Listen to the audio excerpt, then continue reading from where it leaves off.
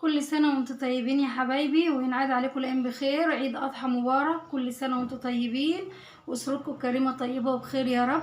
ربنا ييسر لنا كل أمر عسير ويصلح لنا حالنا وحال أولادنا يا رب العالمين. تعالوا شوفوا نعمل الجمال ده، شوفوا الجمال ده يا حبايبي، شفتوا؟ بصوا الحلاوة، بصوا الجمال. أحلى كفتة هنعملها النهاردة مع بعض، وهنروح عند الجزار نشوف لحمتنا هنعملها نفرمها ازاي. بصوا جمال الكفتة يا حبايبي. يلا نشوف احنا عملنا الجمال ده ازاي يا حبايبي، ونروح مع بعض عند الجزار نفرم الكفتة ونشوف حركاتها وتكاتها، ونبدأ ونقول بسم الله. بسم الله الرحمن الرحيم، وبه نستعين، والصلاة والسلام على أشرف المرسلين سيدنا محمد صلى الله عليه وسلم خاتم المرسلين. ازيكم يا حبايبي، عاملين ايه؟ معاكم مطبخ الإسراء النهارده. كل سنة وانتم طيبين، وعيد أضحى مبارك على الجميع، ينعاد عليكم الأيام بخير يا رب، وربنا يكتب لكم كلكم حجة كبيرة ان شاء الله. احلى متابعين واحلى اخوات، وما نحرمش منكم ابدا. طبعا احنا في العيد بنعمل كفتة حاتي، بنعمل كفتة رز، فاحنا هنعمل مع بعض النهارده كفتة الرز بطريقة سهلة جدا وبسيطة ان شاء الله تعجبكم. وطبعا احنا في العيد لازم نعمل بقى كفتة الحاتي وكفتة الرز، ونعمل لحوم مشاوي، وبنقضي العيد طبعا على ايه؟ شهيصة مع اللحمة كده. بنطلع من المود العادي بتاعنا، بنخش في المود بتاع العيد بقى وكده، والذبايح والكلام الحلو دون، وربنا يعيد عليكم الايام بخير يا رب.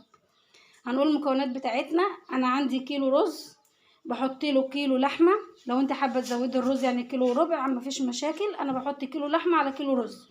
وعندي البصل بتاعي، وعندي خضره، بصل شبت وبقدونس وكزبره، وعندي قرنين فلفل اخضر وقرنين فلفل احمر، بس الفلفل الاحمر تحت الخضره عشان غسلينها.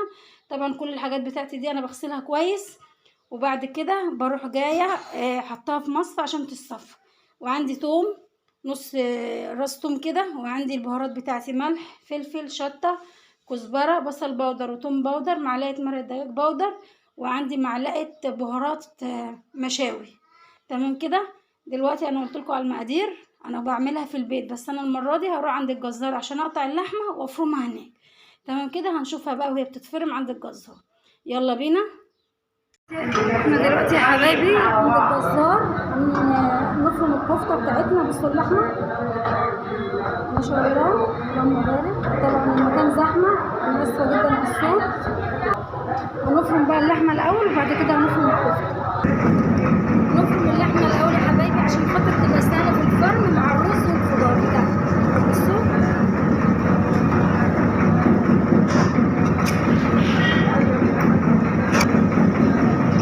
اللحمه عندنا الجملي ب 250 والرجالي ب 270 او البناتي ب 270. اكتبوا لي في الكومنتات عندكم كام. كل سنه وانتم طيبين وعيد سعيد عليكم. انا بحب طبعا اعمل الكفته بتاعتي باللحمه الجملي عشان بيبقى لها طعم حلو جدا. في ناس بتعملها بالبناتي او الرجالي عادي، مفيش اي مشاكل. انا عملت معاكم طبعا الكفته قبل كده وحطيت فيها مكرونه. في ناس سالتني كتير ليه بتحطي مكرونه في الكفته، قلت لهم بتشد الصابع لما بحطه في الصلصه، ما بيفكش مني، الصابع يبقى مشدود كده وبيبقى طعمه جميل. بصوا يا حبايبي، دي البهارات بتاعتي نزلتها على اللحمه اللي احنا قلنا عليها. بهارات في الاول، ريحه البهارات جميله. احط بقى الخضار مع البصل مع الثوم مع الفلفل والرز. تمام كده. انا عاملاها كفته رز من غير مكرونه المره دي، لان احنا هناكلها صابع مش هنحطها في صلصه. تمام كده. انا اسفه جدا على الصوت لان الجزار عنده زحمه جدا. كل سنه وانتم طيبين وعيد مبارك عليكم.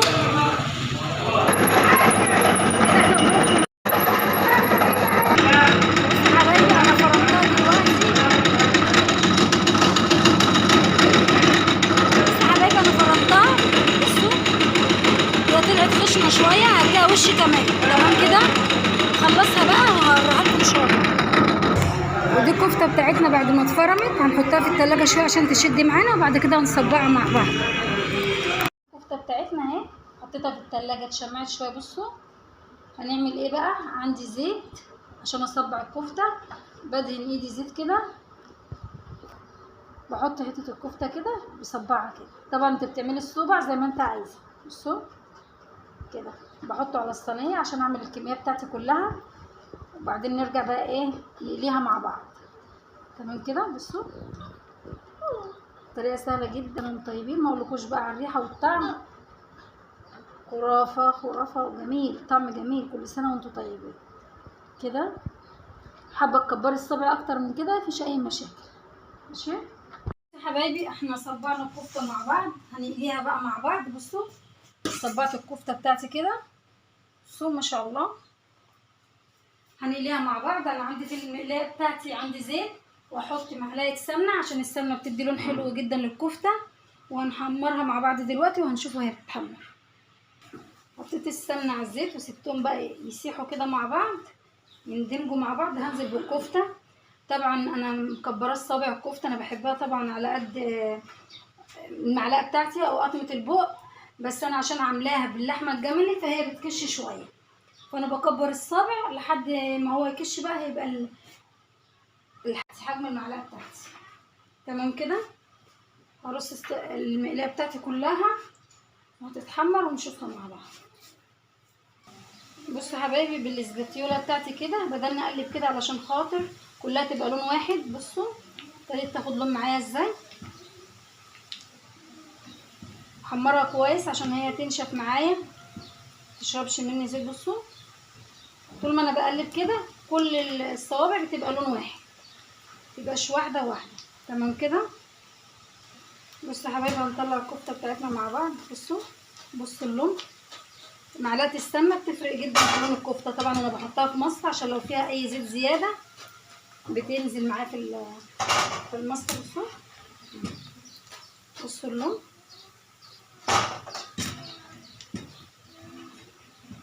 هحمر بقى كل الكميه ونرجع لبعض تاني عشان نشوف الكفته بتاعتنا شكلها ازاي. بصوا جمال الكفته. بصوا اللون، الاضاءه ظلمه.